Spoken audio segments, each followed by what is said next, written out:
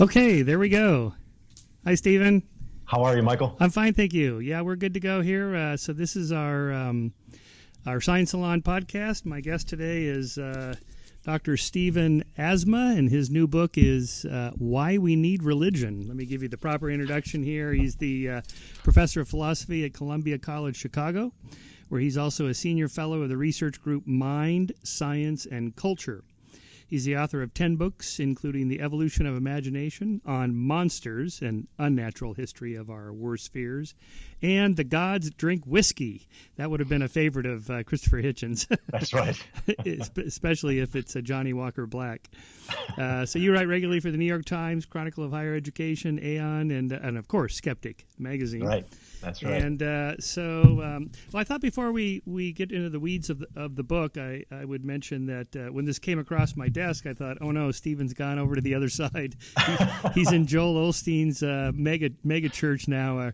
No, I don't think so. And then I thought, oh, is this another one of these new atheist books? There's a whole slew of those. That's right. No, it's not that either. And you're an agnostic, so it's not like you're militant either way.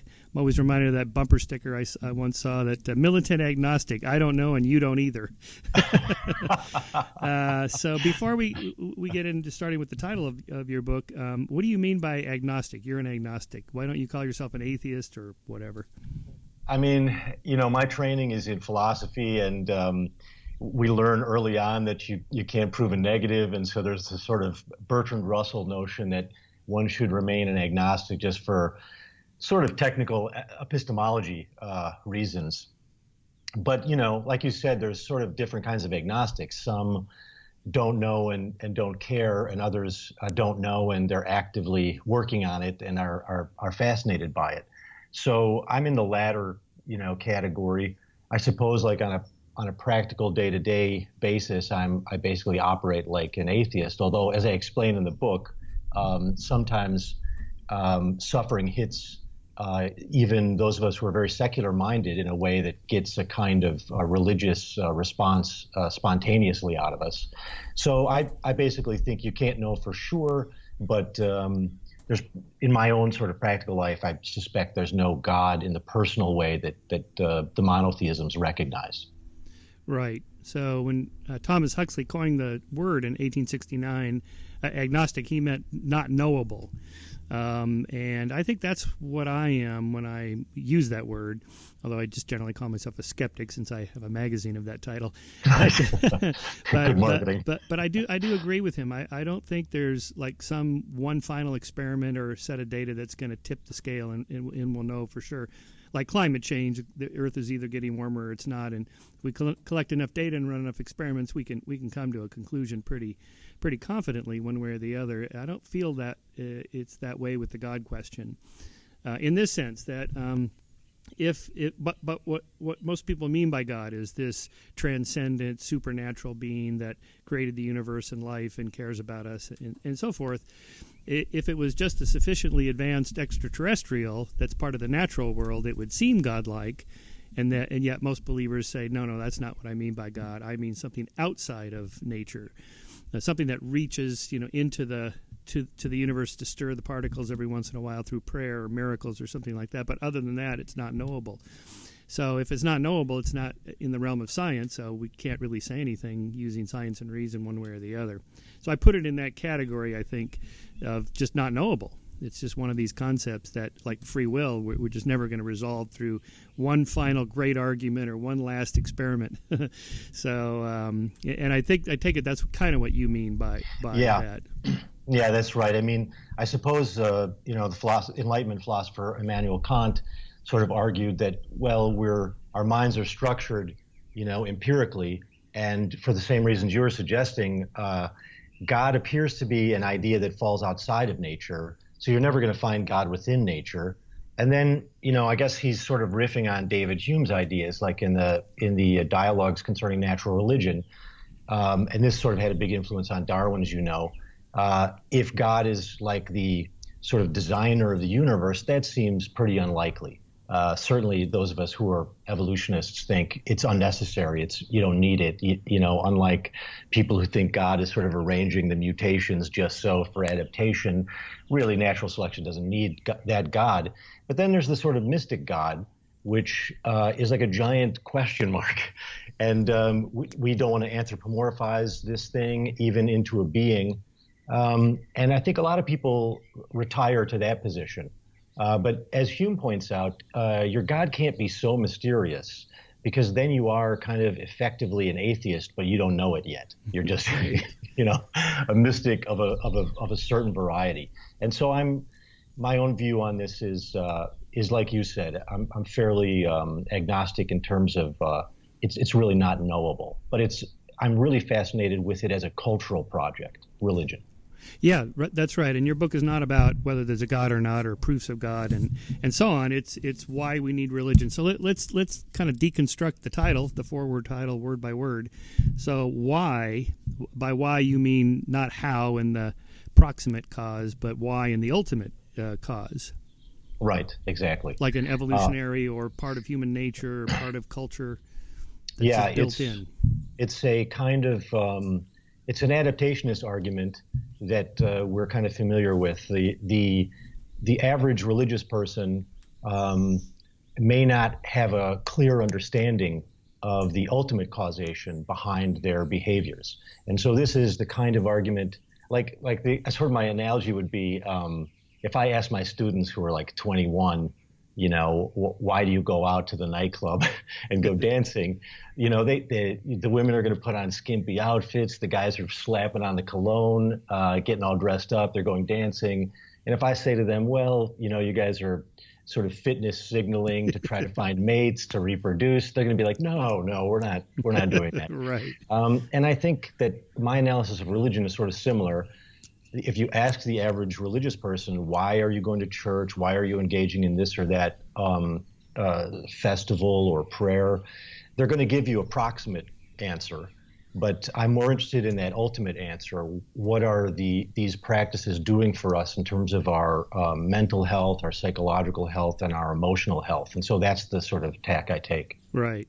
So why we need religion? We obviously you don't mean everybody, because I don't need it, and lots of my atheist friends don't need it, and the fastest growing religious cohort in the world, or America anyway, are the Nuns, the people who tick the box for no religious affiliation.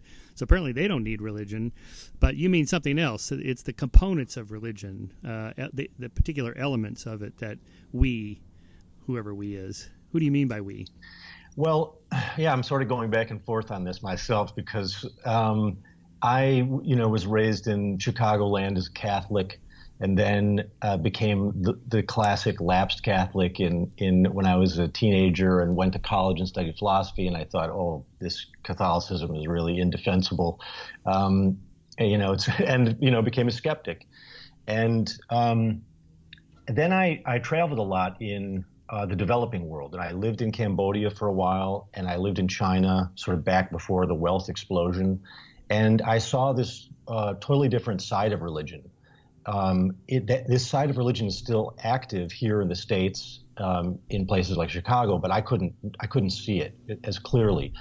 If you go to the developing world, you see people are really suffering at levels that are quite different from you and I. We're fortunate, in a sense, to live in a very prosperous nation at a time when we've got a lot of our basic needs met. But you live in Cambodia and you see a very different kind of life. And the rest of the world, there's a lot of this kind of suffering. And so when I say we need religion, I'm thinking sort of historically in terms of the evolution of culture, because it's one of our earliest and probably most ubiquitous forms of culture. I'm thinking about the developing world and the vast majority of the planet, which is not as lucky as we are. And then I'm even including you and I don't know if you want to get in this camp with me, but I'm including us and the atheists and the nuns, because I think there are ways in which religion can still be valuable for us, because for me, religion is not really a set of beliefs so much as a set of practices, rituals, and activities. And we've kind of offloaded a lot of this stuff to art. Many of us get the emotional music. We use music to to modulate our emotions. But I think religion is still available to us in this other way as a kind of ritualized activity or social activity. I know back in the late 90s, Paul Kurtz, one of the founders of the modern skeptical movement and the founder of Free Inquiry and Skeptical Inquirer magazine, he sort of spoke of this long-range mission to build actual brick-and-mortar buildings in every city that would be a place to go for humanists, where they'd have wedding ceremonies and funerals and a dating service and babysitting and, pretty much everything for humanists, not necessarily atheists, because atheism isn't really a worldview, but secular humanism is. And, by which I mean a set of tenets that we mostly agree on are how we define ourselves. And, atheism doesn't have anything quite like that, but humanism does. And so Paul wanted to build essentially a place to go with this idea, like what you mean, that we have a need of some kind, social community, where we have some kind of rituals, like I've been to some of these Unitarian Universalist churches. Yeah, so have I. They light candles, they sing hymns to Newton, and people get up and they give their testimonials about how I lost God and found humanism, this sort of thing. And right. And I remember going to several of these, thinking, boy, I'm back in church. Right. Wow, this is kind of the same thing. And for me, it doesn't do it, but clearly for a lot of people, it does. A lot of atheists and a lot of my secular Jewish friends still practice a lot of the rituals of the Jewish faith, but they don't believe. Right. Yeah, I've had the same experience, and I've been invited to even give talks at some of these places, as you have as well. I remember, and they were telling me, like, we want to do it more like a church service. Even though you're going to give a lecture. And I was like, well, can we have some PowerPoint and some tech? And they were like, no, we're going to light candles. Right. But I guess this is sort of my point, is that the thing that gives the social solidarity and the connectedness is a kind of social grooming that we would recognize in other primates. Like if you look at chimps and bonobos and basically gorillas and orangutans, probably less orangutans, but they engage in a kind of behavior that bonds them together into these alliances. Where you're kind of picking the fleas off your friend, and you're doing things like food sharing. And in a way, what I'm trying to do in this book is look at what are the emotional systems that we share with other mammals, in particular primates, and try to show how religious activities like these rituals actually does this kind of grooming behavior and helps people not just with a set of intellectual ideas, but actual touch, communal singing, right. Shaking of the hands, these kinds of behaviors are actually ratcheting up your oxytocin and internal opioids and so forth. So that's the kind of stuff I'm trying to isolate. Back in the 1990s, one of my best friends was running for congressman against Newt Gingrich in Georgia. He lived in that district, so I went to support him. And so we went to Martin Luther King's church, I forget the name of it, but it's the Baptist church there. And I had never been to a black church before. And boy, this was a show. This was this was not sitting down and just grinding out the sermon for an hour and a half. No, this was sit down, stand up, sit down, stand up, hug the person next to you, raise your arm, singing, chanting, and this sort of interaction with the preacher. Amen, brother, and you might want to say amen, and so on and so on. And then they got to the critical point where, next Tuesday is an important election, and we want you to all get out there and do the right thing. And oh, by the way, look who's here with us today. It's our friend Michael Coles. Hey, Michael, why don't you stand up and say hi to everybody? He's running against it. Of course, they couldn't endorse him exactly, but it was that kind of social thing. Hey, look who's here. you know what to do. Yeah, the endorphins are all flowing through everybody, totally, Yeah. So this is so different from my childhood of going to Presbyterian churches growing up a little bit. It was like that was boring compared to this. So I see what you mean by that, that. So let's talk about need, why we need religion. There's a lot of psychology in this book, which I found very, very interesting. So we need food and water, we need sex, but maybe not quite the same as we need food and water, but we also need social and community. We need I don't know, we need some kind of rituals every day, getting up, working out, whatever, things with your spouse and so on, walking the dog. That there's a lot of needs in human psychology. What are the needs that you think religion has evolved over the millennia that kind of tap into human nature? Yeah, I think the like you were saying, the obvious needs, food and drink and shelter. But then I think, as probably most viewers will remember, the Harry Harlow experiments with Rhesus monkeys sort of started to show us that you can't just feed a primate and expect them to flourish. They also need that kind of touch of the mother, and that these young infant monkeys will actually forego even food and drink if they can get that kind of touch with the mother figure. And without those kinds of bonding experiences, the animal will actually perish. It just goes into a kind of deep depression. And so this gave rise to a sort of attachment theory, which emerged, I guess, probably originally in the 70s and 80s. But my own influence here has been, I had the good fortune to work with the father of affective neuroscience, which is Dr. Jaak Panksepp. And Panksepp just died last year, so rest in peace, Jaak. And but before he passed away, for maybe the last 5 or 6 years, I did some work with him and learned a lot about the brain systems that he discovered in animal experimentation. And also, he sort of dovetailed neuroscience and behavioral animal ethology and psychology. So he sort of had triangulated this stuff. And he discovered the system, which he called the care system, by which this bonding happens. And now tons of research has happened on this since then by all kinds of different labs, which is when mammals like us are born, there's this huge flood of oxytocin in the mother and in the baby. And then, and there has to be a lot of touch with the mother and the baby. And this creates a kind of bonding template that the animal takes into later life. Some research shows that if you don't get this kind of touch and oxytocin triggering, then you end up with a kind of attachment disorders later in life. So you've seen this research, I know.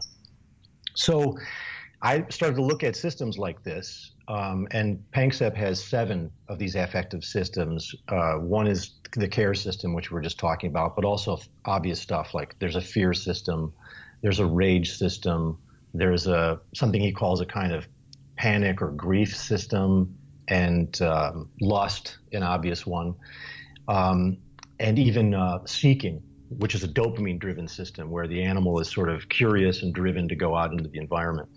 So in a way, the needs that I'm talking about in the book are things like these 7 systems. And the obvious one is care. If a loved one dies, religion sort of comes to the rescue in a way, because it provides the survivors with these oxytocin and internal opioid building experiences in church and through these ceremonies that help them sort of get back on their feet and reintegrate with society. So my argument is these are very adaptive because they save you from possibly slipping out of the social, network altogether and giving way to the kind of grief that happens when you are separated from somebody you love. So I go through the different emotions like this. Yeah. Now, so atheists will say, yeah, but do you have to promise something we can't really promise, an afterlife? Can you do it without that? Yeah, I mean, I have to say that believing in the afterlife, and I know your new book is on this topic, believing that it's literally true has got to amplify the effectiveness of the therapeutic effect. Yeah, There's no doubt about it. Yeah.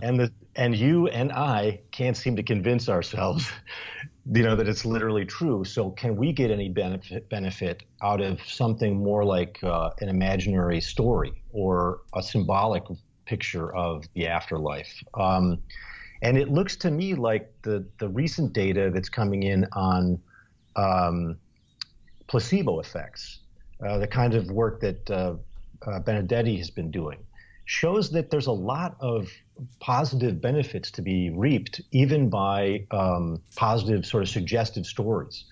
So I think that like here's one example that I start the book out with, which is a student came to me after I was lecturing about sort of the absurdities of religion, and he said that it was a heartbreaking story. He said that his brother had been murdered, stabbed to death, and they never caught the perpetrator. And this is when he was young. He was probably a young teenager. The brother was an older teenager, and it was 3 siblings altogether, the 2 brothers and a sister, and a single parent. His mother was raising them. His mother goes into a complete despair. Cannot get it together, and isn't even now raising the other 2 children properly because the grief is so terrible. But her religious group starts stopping by. They start dragging her to church. The stories of Christianity are reinforced. There's all that positive social grooming, the oxytocin, the opioids, the endorphins. And pretty soon she's getting up out of bed, she's starting to take care of the other kids. And then he said that his interpretation was that if without religion, and he himself was kind of agnostic, which was interesting, the student, but he said his mother would not have survived without it. Right. And I thought, this is a side of religion that doesn't get enough credit right. among the atheists and among the agnostics. Yeah. It almost really doesn't matter whether it's true or false. My argument is the emotional brain is much older than the neocortical brain. And if it helps the organism flourish and survive, reset the homeostasis or whatever, then it really doesn't matter whether it's true or false, I'm sorry to say. Yeah, just whatever gets you through the night. I understand that for sure. I played with some kind of modified versions toward the end of my book on, well, we don't know. No one knows what happens after we die. If I knew for sure, or if you knew for sure, then we wouldn't have to have these debates. And the point of life is living now in the here and now, because we don't know if there's a hereafter or not. And maybe there is, and I'll see Carl Sagan and Stephen Jay Gould and my parents, and it'll be great. Assuming I'm going to the place where they probably are. But I'm not sure that's fully satisfying for other people. I'm reminded here of Ricky Gervais's film, The Invention of Lying. Did you ever see that? Yeah, of course. Yeah. He has that epiphany in the bank where he finds out he can tell the teller that he has enough money to withdraw the amount he wants, and she just accepts him because no one ever lies.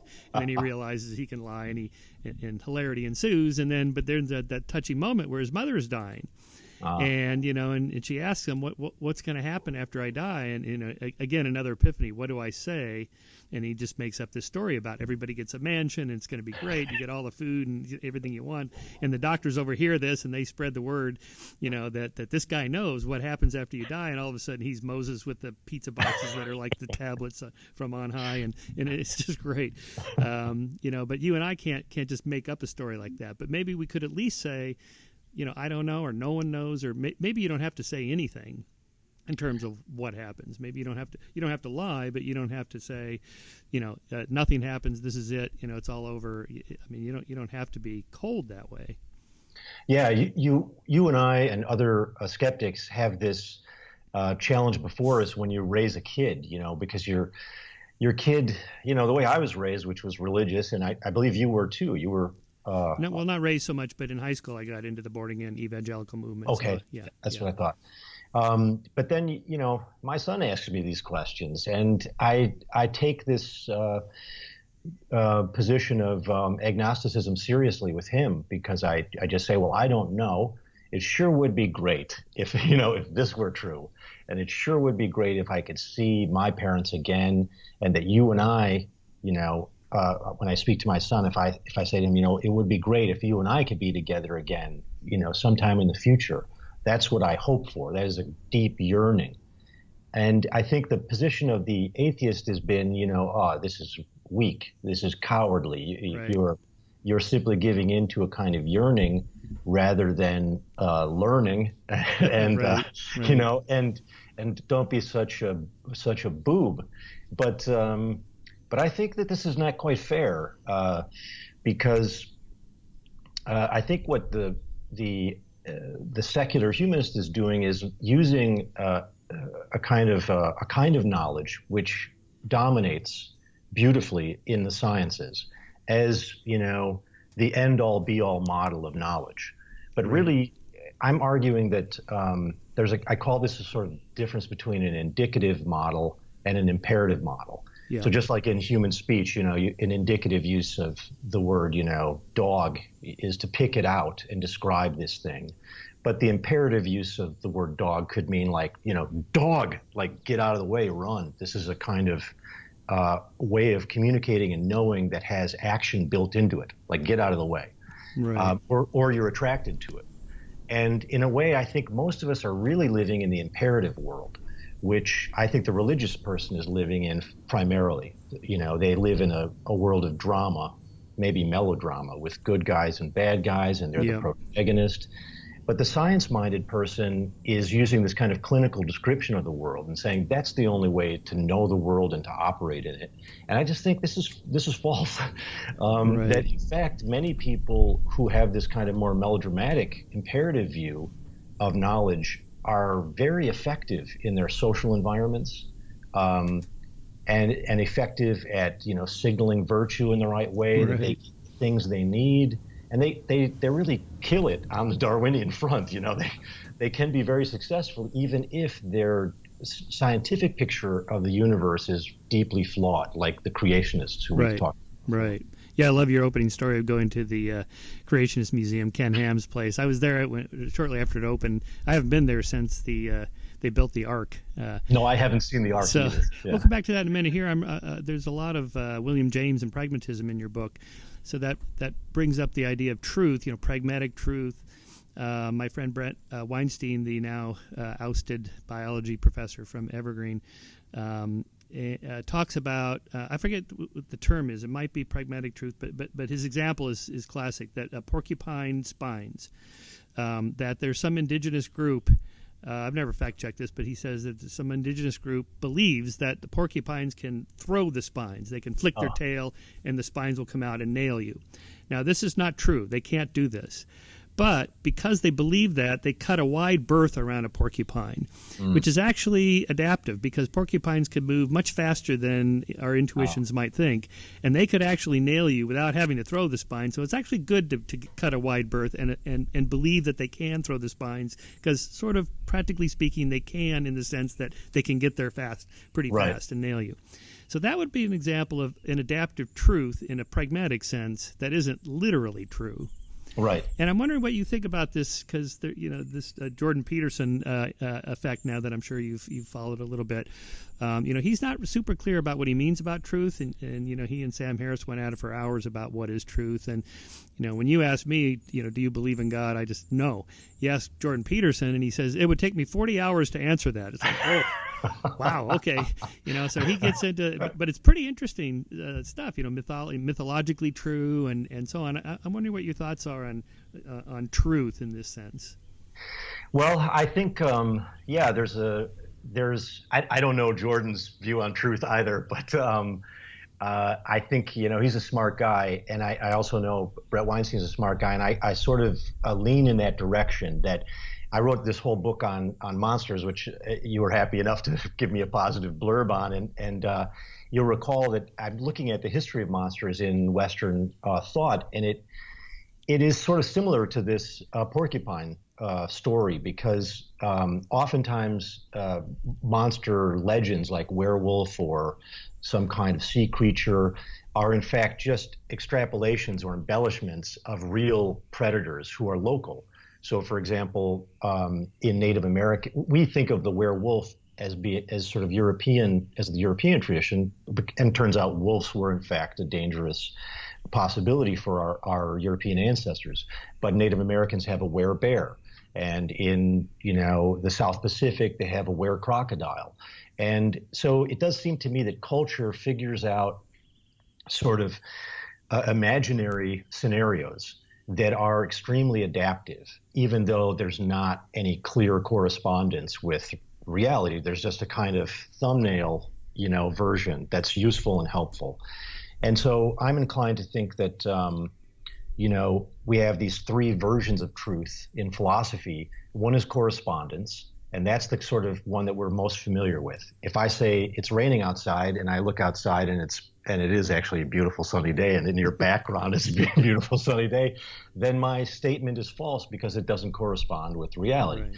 Then we have another notion of truth, which is we call sort of coherence, which is that the claims I'm making cohere together in a way that is meaningful and can be, there's a consilience with other such statements. So, for example, a blind person can talk meaningfully about, the color blue, even though they're not going to have a direct empirical correspondence because they can't sense that color. But Right. if they can make perfect sense out of it in the coherence of language. And then I think pragmatic truth is really developed by, Charles Sanders Peirce and William James and John Dewey. And Peirce says, in his famous essay, How to Make Our Ideas Clear, he says, well, a belief is really a kind of rule for action.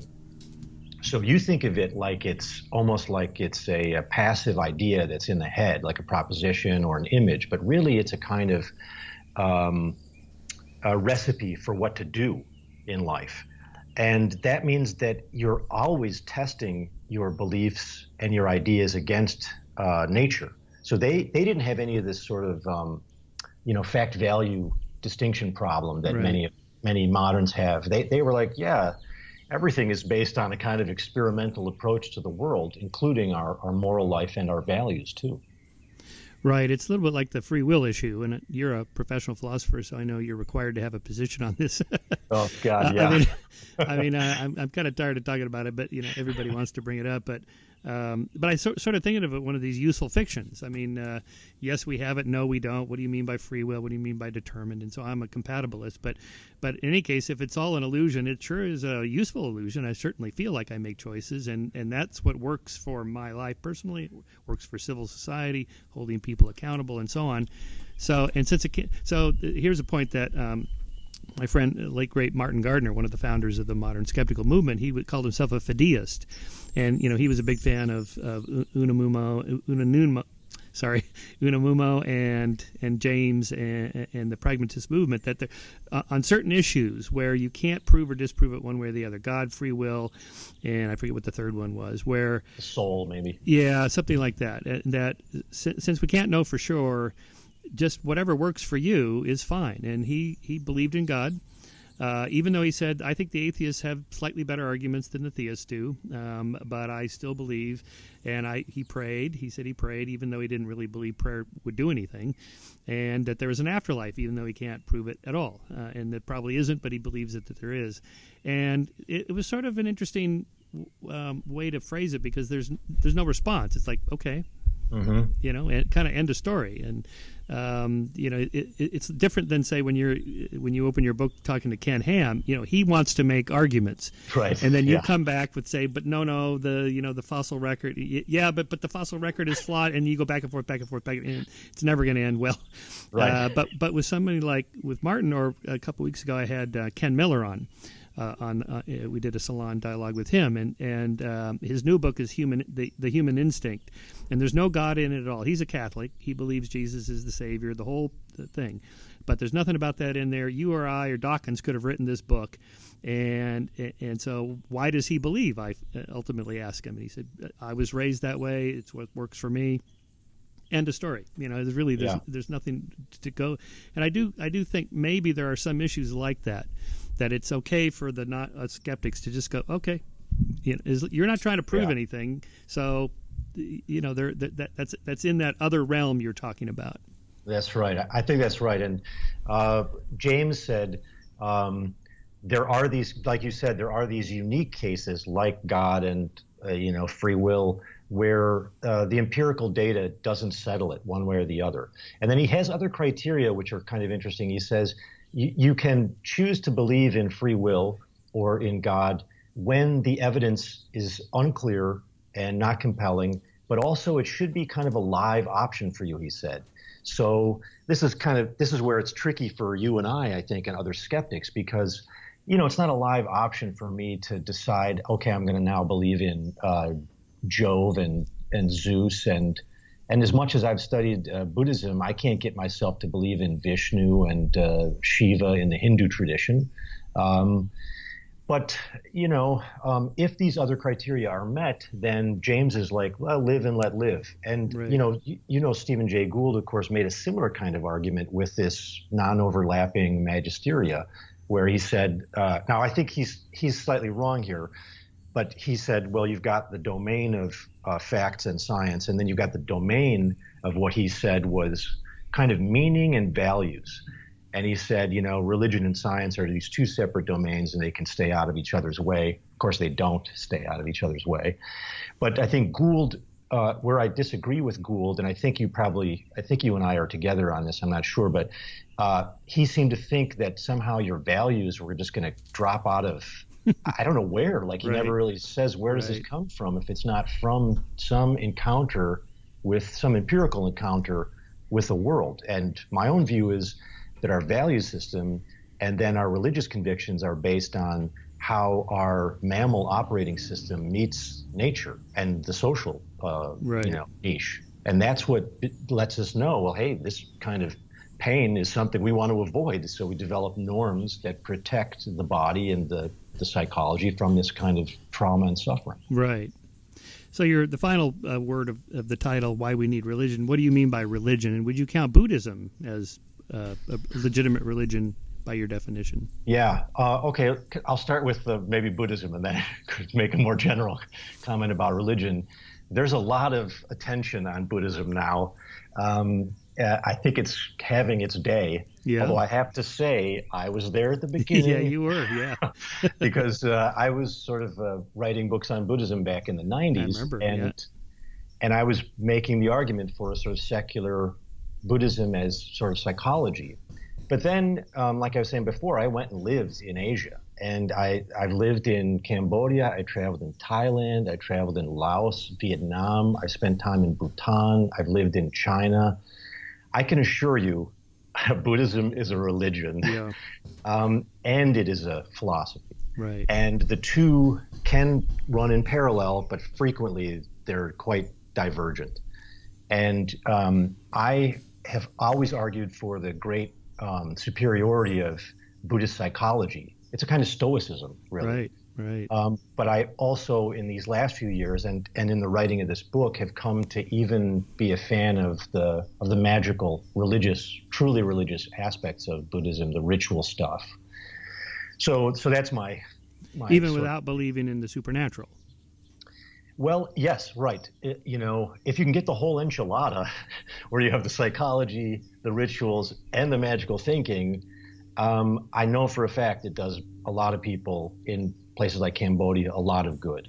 And it was attempted. It wasn't just a theoretical speculation. What would it be like to have religion? The Khmer Rouge actually went after religion and tried to wipe it out. Right. And I assure you, things got much worse without religion in that part of the world, as can many Chinese attest after the Cultural Revolution. Yeah, so there the argument is sometimes made religion is a force for moral good, in the sense that it internalizes a disciplinarian, a little policeman in your head telling you to do the right thing, and that we have these kind of competing motives inside our nature. That we want to tilt the incentives toward the better angels and away from the inner demons, which are all there. And so one argument for religion is that, well, it's spent thousands of years trying to tilt the incentives by having this carrot and stick worldview, but then, of course, after the Enlightenment, we tried to secularize that and say, no, we invented this idea of rights, for example. Well, they don't exist anywhere in nature, as Bentham said. It's nonsense on stilts. But we made it up. It's like money or democracy or whatever. It's just a word, and we're calling it something. And in this sense, it would be one of these pragmatic truths that we can't prove that there's rights in nature, but we're going to assume you have them and I have them and everybody has them, and therefore we're going to act differently toward each other. So it's kind of a pragmatic truth in that sense. So maybe religion has sort of invented that idea. Yeah, I support that idea. I think that's right, and that one of the reasons why, as a cultural apparatus, religion is so universal and lasted so long is for the fact that it generates really good norms and morality for what's now come to be called the cooperation problem. How do you get large-scale societies to cooperate when our operating system seems built for kin Right. advantage, And so there, lo and behold, the axial religions emerge around the time of this kind of urbanization and the development of large-scale societies. I think all that's right. But I think what's been missing in the story are these emotional aspects of the what I would call the subcortical regions of the brain, the limbic system values. The stuff that your amygdala and hypothalamus is sort of controlling. The way religion gets us to be moral is that it has a way of speaking to that older limbic brain. It domesticates emotions. So, for example, men can be, highly aggressive and real trouble for, not just your enemies, but for your local family and tribe. So what has to happen is that their aggression needs to be really recalibrated. And in the development of Homo sapiens, I think what's happening is you're getting sort of a change in the emotional palette.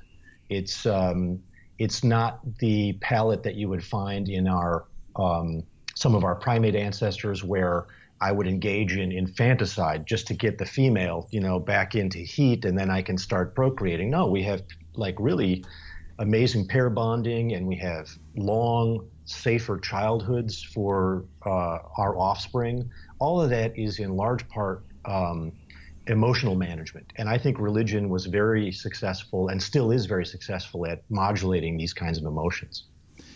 So 5,000 to 7,000 years ago, as these bands and tribes started to coalesce into chiefdoms and states, there needed to be some social technologies invented to solve the cooperation problem. So government and religion were really the start of that.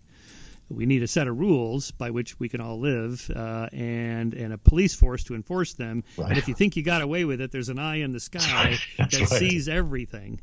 That's right.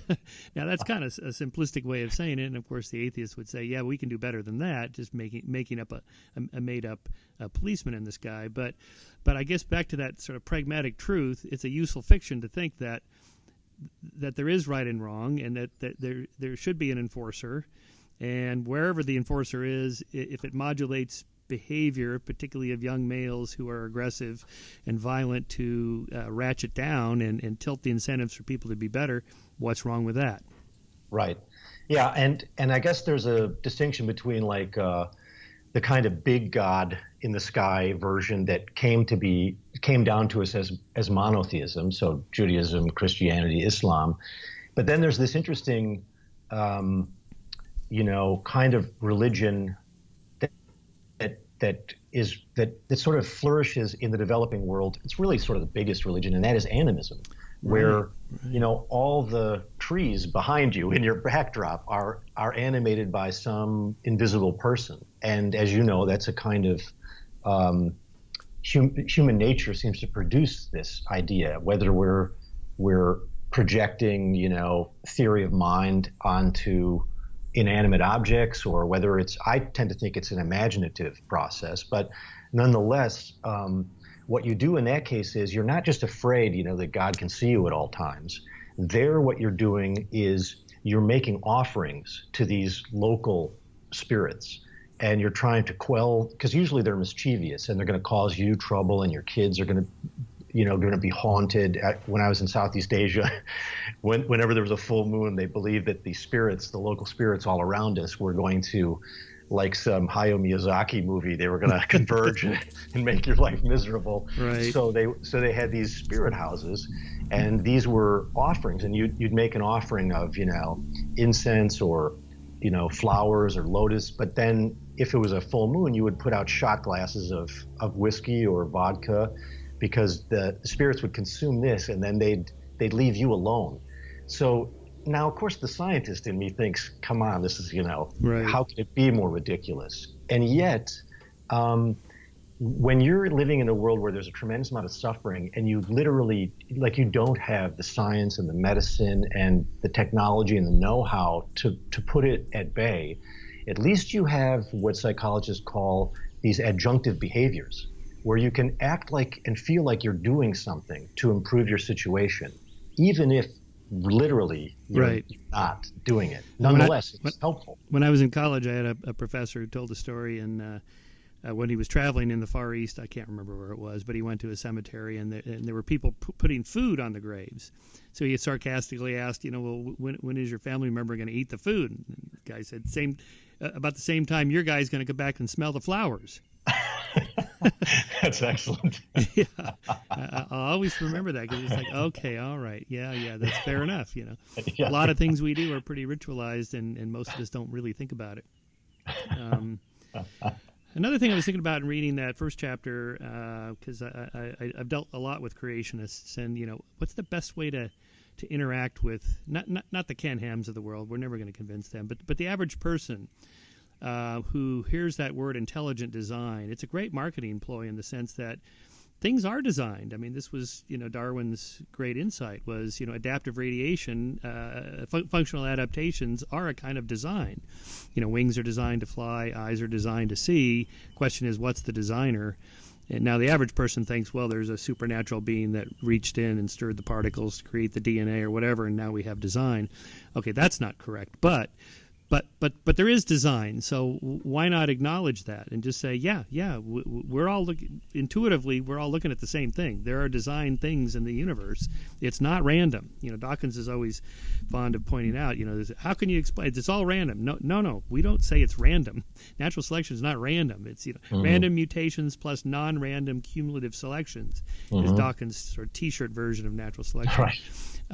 So I often, thinking about strategies that we all can use in talking to believers without offending them or making it a confrontational war of ideas, which is what you end up with when you're on that first level you talk about, of just pure empirical question. Right. But if we can shift to this other level, I forget what you called that. The indicative and imperative. Yeah, so the indicative. So because their intuitions are, things look designed. Okay, I agree. Things are designed. Now, if you want to talk about the nature of the design process, okay, but what are we really after? There's something else, that there's some purpose or meaning to the universe or whatever. I see Bob Wright gave you a nice blurb for the book. I know Bob pretty well, and I loved his book, Non-Zero. Now, he's not a believer, maybe something like a deist, and I know he's into Buddhism now. But that maybe built into the universe itself, into the laws of nature, is some kind of impetus toward, not quite Kili Ology, but moving away from the left wall of simplicity toward some kind of complexity. This was Gould's argument for why things seem to move in evolution toward complexity. They can't get any simpler than, say, RNA. It has to move toward complexity. So maybe there is something built into the cosmos. We can agree that there's kind of a meaning or purpose to it. The purpose of stars is to convert hydrogen into helium. The purpose of rivers is to flow downhill. Whatever you want to, maybe that's too general use of the word purpose. But in terms of like communicating with people on this pragmatic level, we can acknowledge there are certain truths that you believe, I believe, that we can find some common ground. Yeah, God, this is a tricky one, right? This is a sticky wicket, because the notion of design is so caught up with the tradition of natural theology, where if there's design, if you look at the classic formulations of intelligent design, and even back to Paley and the watchmaker, there are ways to look at nature on the model of the craft analogy. It's like my watch. It's like, the microphone we're using, or the computer. And so you have to have a sort of, according to that traditional metaphor, there's always an intelligence of some kind behind anything that looks designed. And that's just historically been, of course, the designer, either a personal god or like a deist god, like you were saying. But what's interesting about it is that there are these other teleology traditions which are not well appreciated, I think, in the modern conversation. So Aristotle noticed, that just like you were saying, some things look designed because they're structure, that the parts fit together. The parts of this organism seem like, if you look at a carnivore, its teeth have a certain structure. And when, Cuvier looked at the teeth, he was like, well, we can infer, he's digging this stuff out of the Paris Basin, we can infer that this thing ate meat. and that means it probably had these kinds of eyes, and it means it probably had these kinds of legs because it had to go fast. And so you can sort of reverse engineer an animal by looking at these parts if you're smart enough. And so that's one way in which we recognize design like structural functional design. And then Aristotle also said, well, okay, so if we stay with Aven for a moment, that can be explained by, like you said, natural selection. The environment is simply slowly whittling this thing such that it has these characters and properties, and you don't need any kind of intelligent agency to explain that. It's the Chinese have an idiom. They say it's like drawing legs on a snake. You don't need legs on a snake. Right. You don't need intervention in chance variation and natural selection. But then there's this other notion of teleology, which you were also talking about, which is that objects like organisms seem to be going towards some goal states, and they seem to be oriented towards goal states. And even things like acorns, Aristotle says grows into a tree. Why does it not just become some haphazard thing that just becomes chaotic in the course of development? And that's the version that I think somebody like Bob Wright is trying to get laid onto the universe, maybe. And He's not alone. I mean, a lot of people are toying with this idea more recently. I don't think this is legitimate.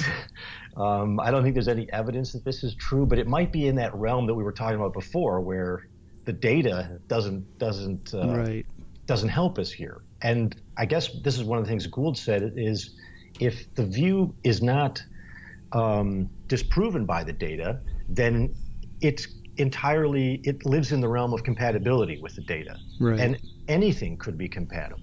Right. At that point, it becomes kind of arbitrary, and people just go with the things that they're more accustomed with or that make them feel better. And so I'm sort of, metaphysically, I live in the cold bath world of a purely Darwinian metaphysics. But if Bob Wright wants to think there's some ultimate design in it, more power to him. I would add one caveat, which is, you probably know this debate between Dan Dennett and Alvin Plantinga. Plantinga's, a religious thinker who thinks that there's evidence of God in nature.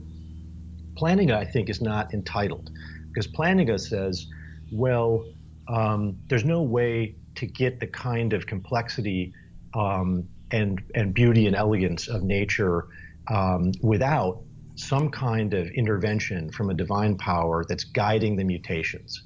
Now that, I think you're not entitled to go that route. That's the skyhook. Yeah, right, exactly. That's where that's where I think the evidence, I don't think we can just say, well, live and let live on that one. That's right. We can't accept that as a reasonable explanation. Right.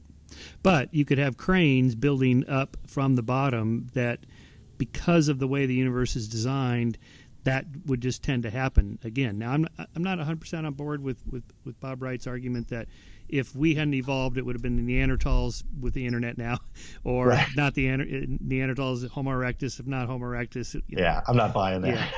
Yeah. I think that there's a lot more chance and contingency there. I mean, but I guess what I'm trying to get after is what is it that people need in that ultimate sense? That some feeling that everything happens for a reason, or I'm here for a reason, or there's something built into the universe that cares about me, or that this is all not just total randomness. Yeah. Well, I think it's obviously everybody's a little different, and so what each individual needs is going to be perhaps slightly idiosyncratic. But one of the things that, like if we take it back to religion, for example, one of the things that I've been influenced by in terms of this affective neuroscience is the importance of homeostasis, and how the organism, you and I, the operating system is really sort of like a set of terrible itches that you have to scratch in order to get the itch to go away. And that's what explains the drive towards food, the drive towards sex, the drive towards information, even informivores or information-seeking animals. So in a sense, I think that's the stuff that people need, is to recalibrate these homeostatic systems. What religion provides us, for example, might be, look at the phenomenon of forgiveness. One of the things that forgiveness does is it renders great benefits to the social group, because when somebody has violated a norm in a way that is not so bad that they're forever banished, because of course that happens too, we have to find a way to let them back into the social group. And most religions have forms of forgiveness built into them. They're structured, there are certain rituals, there's prayers that have to be said, there's penance that has to be done. But then also forgiveness turns out to be extremely beneficial to the person who is doing the forgiving, because that person is able to let go of terrible suffering in the form of anger and rage and just a debilitating sense of, unfairness or whatever. And so oftentimes the mechanisms of forgiveness within religion are like reset buttons. They help the organism get back into the group. They help the person who's been wronged carry on in a way and let go of injuries. So these are the kinds of needs we have in addition to the obvious stuff too, and that's what I think the cultural apparatus of religion can serve. Yeah, that's a good point. I think we're going through this now with our retributive justice system. I think it's pretty obvious that it's not working very well. That the restorative justice system is, a movement of what I wrote about in the Moral Arc of mostly in Europe of trying to restore the damage done and get the people together. I mean, unless it's a serial killer or something, but getting the victim and the perpetrators in the same room, and a lot of good comes of that. That's right. And also, the state. It's not the state's job to restore the harm done to you by the burglar. It's just the state's job to put the burglar away and punish him. Well, you're still sitting there with, your house is ruined or whatever. Right. You'd have to go to civil court for that, and now this guy's in jail. How are you going to get your money back or whatever? I think religion has done a lot of that civil society needs to shift toward more of that. Restorative justice would be kind of a forgiveness, I guess, movement toward forgiveness. Yeah, there are some restorative justice movements here in Chicago too, in some of the pretty bad neighborhoods where there's a lot of violence and crime. There's a small, group of people working on trying to get offenders and victims to meet and to negotiate, like you said, better forms of justice that would be more satisfying to the wronged party, to the victim in this case. And so, yeah, I think there's a wonderful story in Dante's Inferno where they're sort of walking through and they see this character and they're stuck in the frozen, the ice of hell, and the one character is chewing on the head of the other character. And, what we learn is that this character was wronged by this other one, and for all eternity he is taking his revenge forever and ever. And he's just locked in this horrible embrace in hell. And metaphorically, it's sort of what happens when you've been wronged and you can't forgive somebody. You yourself suffer in a way. You can suffer more than anybody. And religion comes to the rescue, I think, giving us these psychological mechanisms. Yeah. I do think it's one of the explanations for the Jordan Peterson phenomenon is he's touching deep needs that people have that maybe the rise of the nuns and the decline of religion is not fulfilling as much, and that is mythology and stories can do that. Right. So there aren't literal dragons, but this story about the dragon has a message for us about greed or lust or anger, rage or whatever, and that we can get a lesson from that. This would be one of those pragmatic truths. No, there aren't really dragons, but the story of the dragon, tells us something about human nature. We have in our nature these, the rage circuit that your professor Panksepp, I can't believe you got to study with him. He's one of the giants. Yeah. And that whole rage circuit he talks about, it's like, yeah, it's definitely in there. And yeah. Anyway, so then there was something else in reading your story about going through the Creationist Museum, because I had the same effect where you're going from door to door and you can't go back. You're stuck on their little pathway. Okay, where are they taking me? Well, ultimately, as you recall, if it's still there, it was this sort of apocalyptic room, this sort of dark, post-apocalypse, the end of the world. And it's our current society, abortion, euthanasia, teen pregnancies, STDs, and sex, drugs, and rock and roll. This is what you get when you step down the path of Darwinian evolution. It's like what is DNA or punctuated equilibrium have to do with abortion? Okay, but they don't. This is my take on it. They don't really care about DNA or RNA or any of that stuff. What they care about is that if you believe X, you're going to end up down the path, and ultimately we're going to have a civil society that's gone to hell in a handbasket. There's no morals and so on. Yeah, I think that's right. And I actually asked Ken Ham this question because, just like you were saying, there's the culmination shows that it's somehow the ancient, it's the deep history of the cosmos that they think is somehow, and including evolution, is what leads us to, like you said, abortion and drug abuse. But I asked him, I said, your enemy is not really Darwin, is it? Your enemy is geology. And he was like, yes, that is correct. I mean, he just, he copped to it. And he said, look, if you think the universe is billions of years old, this is how he's thinking, then none of this matters. Like, we're no longer living in the garden of reality where there's a personal God who's watching you and I. We're living in this vast, empty cosmos, which doesn't care about you and I. And from their point of view, that's the end of meaning.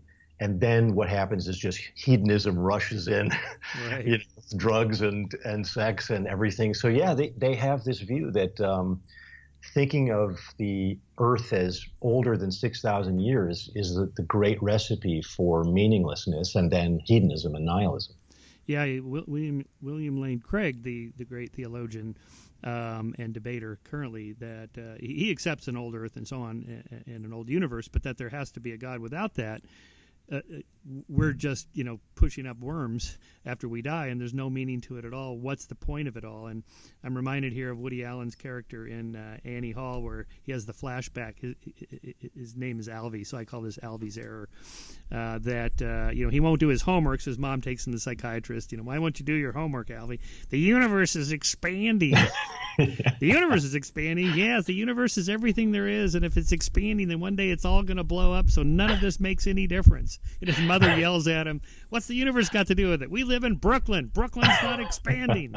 So I think that's the error a lot of these people make, is that that's the wrong level. We live here and now, not in the here and after. I agree. And so on. Yeah.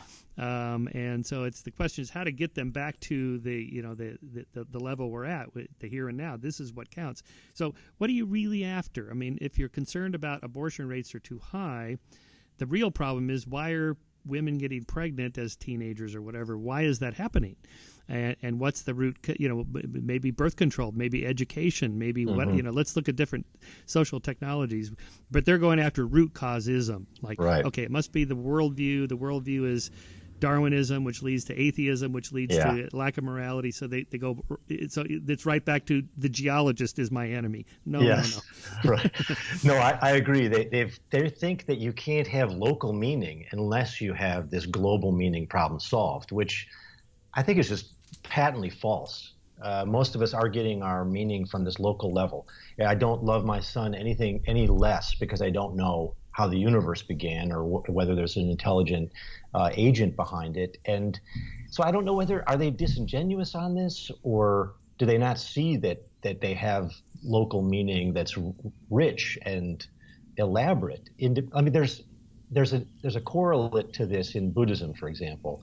For us, it's whether or not God caused the Big Bang, or whether God created the world in 7 days. For Buddhists, the question is my karma going to be good? And will I be born into a better, social caste or whatever? And so the Buddha thought Hindus were worried about their soul coming back in the next life, and so they were constantly focused on that. And he thought, that's training your eye too far in the distance. Mm-hmm. What you need to do is look around now, and you'll see this guy down the road needs your help.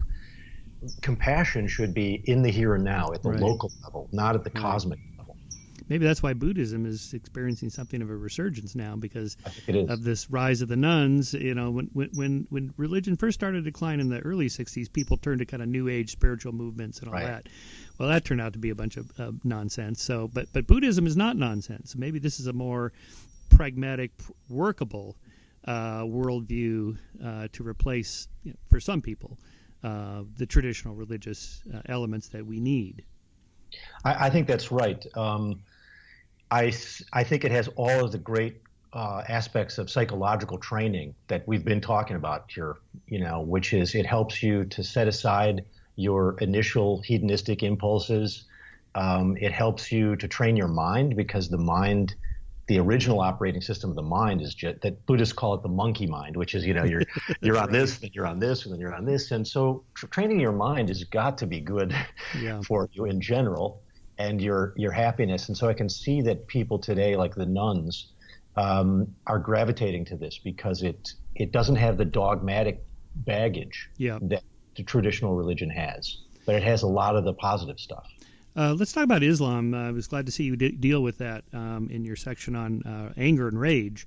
I do think when Mohammed Atta flew that plane into the World Trade Center building, his moral module was dialed up to 11. He felt he was absolutely doing the right and moral thing to do, and that these people really are angry at the West or America or Israel or whatever the reason is, and that their religion is teaching them that these are the things that are bad and we need to do something about it, and that's a perfectly normal human impulse. We have that rage circuit. We have an anger circuit. We have a moralizing element to it that the other primates and other animals don't have. Yeah, that's right. And I have to now I want to nuance my view in light of these kinds of horrendous acts in the name of religion, because I don't want to give people the impression that my book, which is, it's pro-religion, but it's obvious that religion does not always satisfy the goals of liberalism, small L liberalism. Yeah. Like we know that some of it does turn the other cheek, love your neighbor. That's expanding your circle of concern to tolerate and love others. Obviously, all the religions have this, but a lot of times religion is teaching you who to hate and how much and how to go after them. And there are lots of illiberal forces within religion too. My argument is in no way to defend that stuff, but to simply recognize that it is it's a form of extremism, and it's quite small in terms of numbers.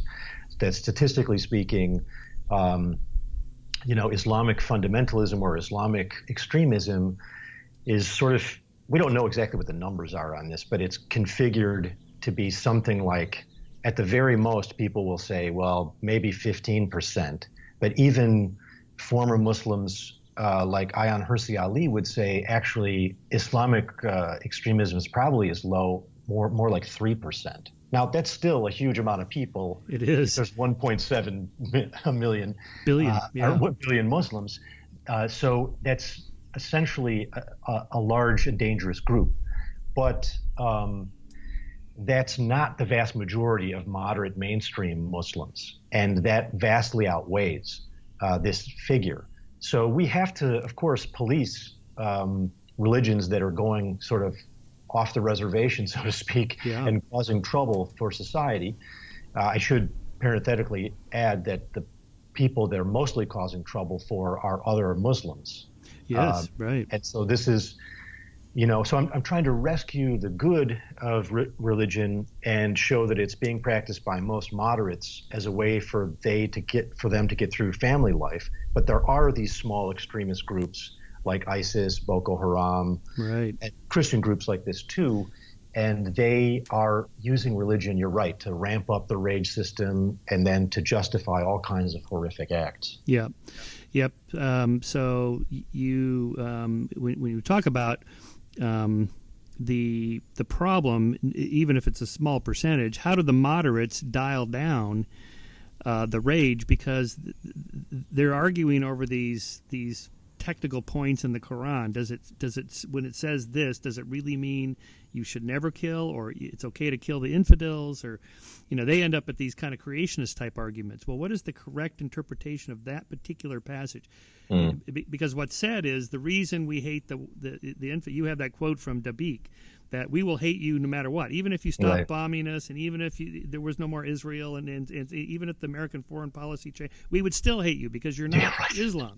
Yeah. And I tend to take people like that at their word. They're telling us why they hate us. Okay, now that's not all Muslims, but these people seem to believe that. So, and they're basing that on, if you listen to them, this is what it says. Mm-hmm. So how is the moderate going to counter that? Yeah, it's a great question. I think the assumption of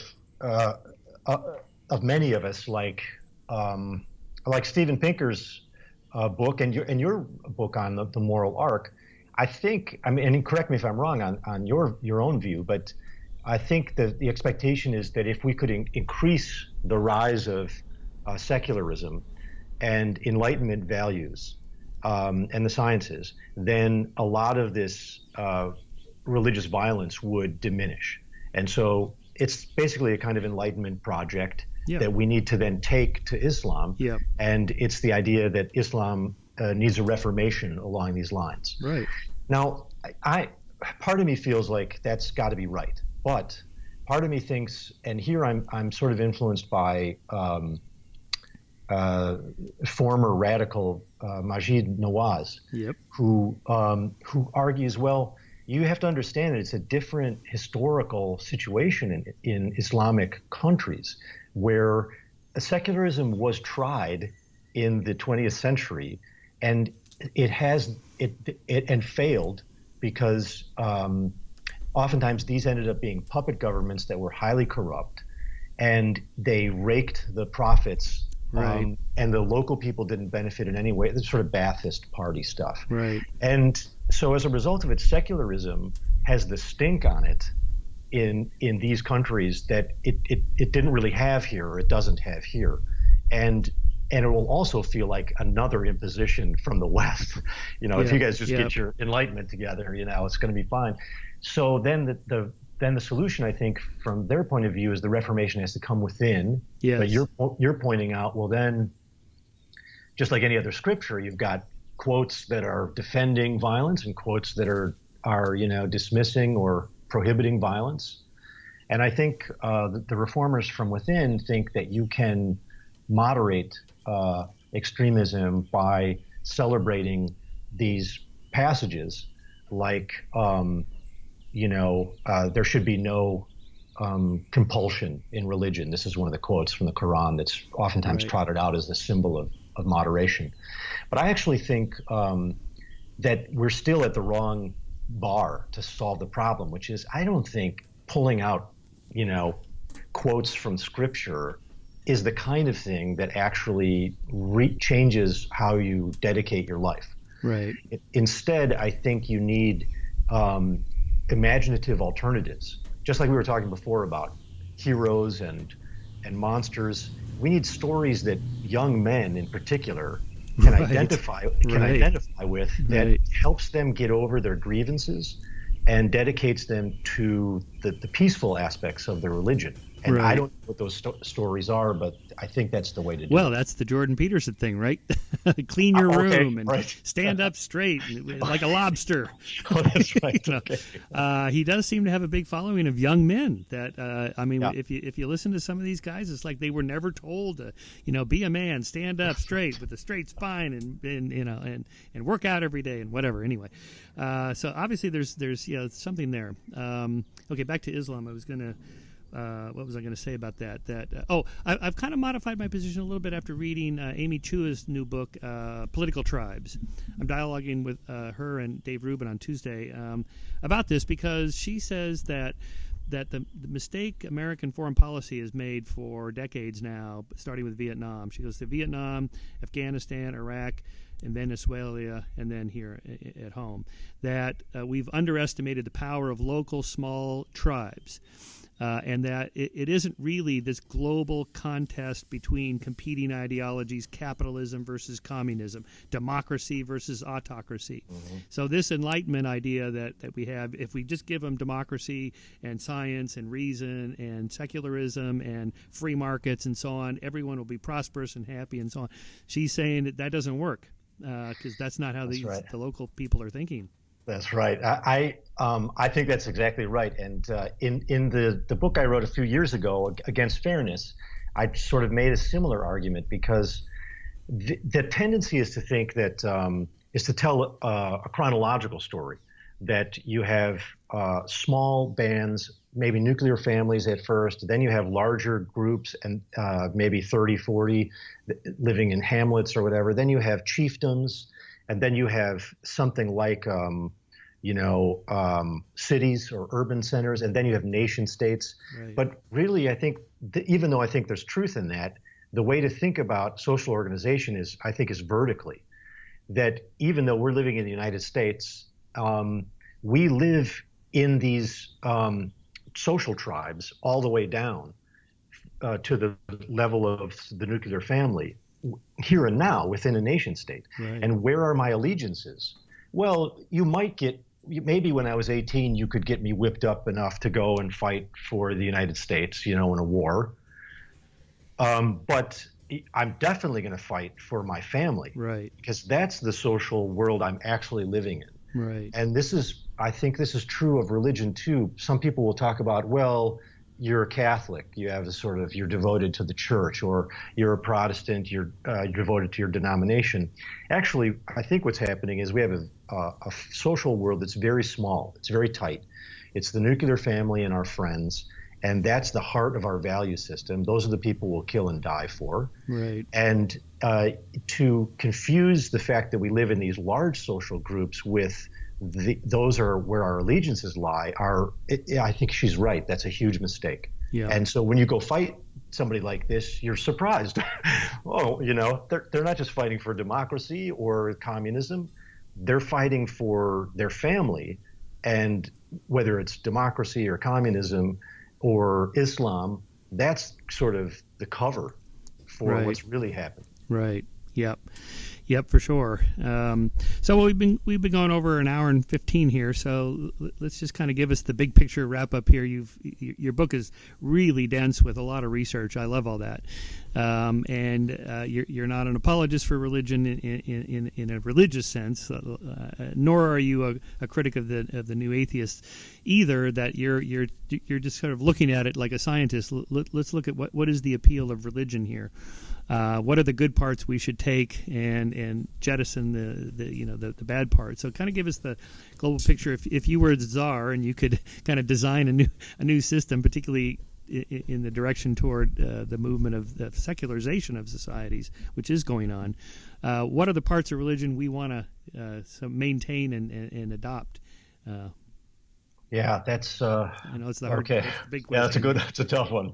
I think there's lots of evidence, and it's growing, that religious people, they live longer, they're healthier, they earn more, they stay married longer. Like on all the metrics, they're fairly successful. Right. So my own view is not to scrap religion and start over like with an ethical humanist church or set of narratives or stories. I think the rituals, beliefs, and stories of religion have been road tested for thousands of years.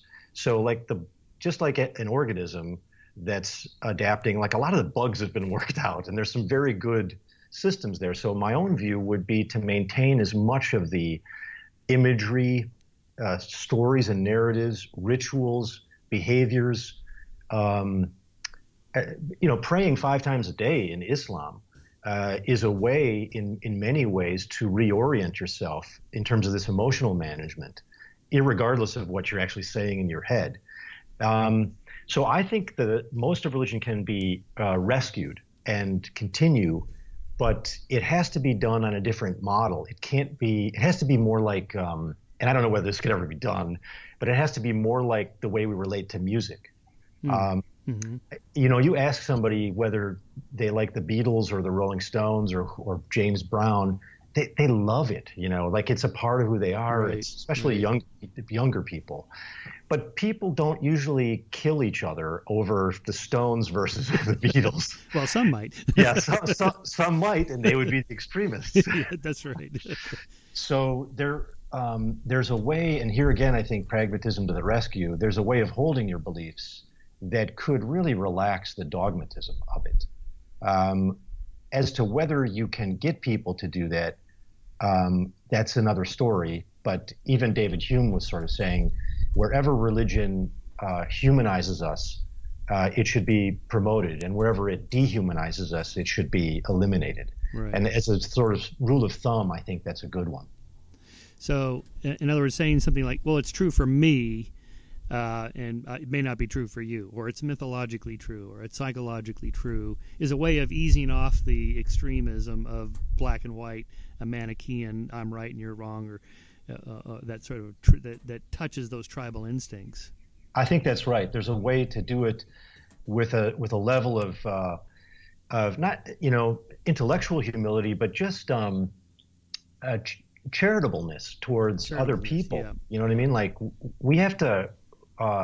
You've done this. I've done this. You've been at a party and you just scolded somebody because they didn't understand this thing that you understood really well. Well, you just lost a potential friend, and you could sort of pat yourself on the back. Well, I set him straight. And I guess I just feel like some greater humility and charitableness towards each other on these topics would be very welcome and would go a long way. Maybe a way to think about it is like you wouldn't say, well, whether Shakespeare or Moby Dick or whatever is true or not true. The point is, what's the story telling us? What are we getting out of it? Yeah, I don't think your brain, and here I mean your emotional brain, the limbic brain, it doesn't care if it's true. It does not care if the claim you're making corresponds to reality, or if the model you've given here is accurate. Just like in a dream, you wake up, you're sweating because you were being chased by some creature in a dream. That's a real emotion. Right. It was false. Right. Like, it has no relationship to reality, and yet your heart is beating fast, you were sweating, and you were emotionally wound up. So I would say there's the operating system of the emotions, which are oftentimes, like, this is the sort of distinction between hot cognition and cold cognition. Yeah. Hot cognition is a great survival system, and it has its own needs, and we shouldn't sort of hold it hostage to the needs of the cold cognition system. Right. Well, Stephen, thank you so much for talking to us. Again, the book is, just to plug it there, Why We Need Real. By the way, I love the cover. It's a great cover. Oh, thank you. Yeah, I do too. It's really, really nicely done, and it's just, even whether you're an atheist, theist, whatever, doesn't matter. It's just packed with interesting stories and research and data and analysis that I got a lot out of. So thank you. Well, it's a pleasure to talk with you, and you know I've been a fan of yours for like 20 years, so thank you. All right, you take care. Bye-bye. Take care, Michael. Bye-bye.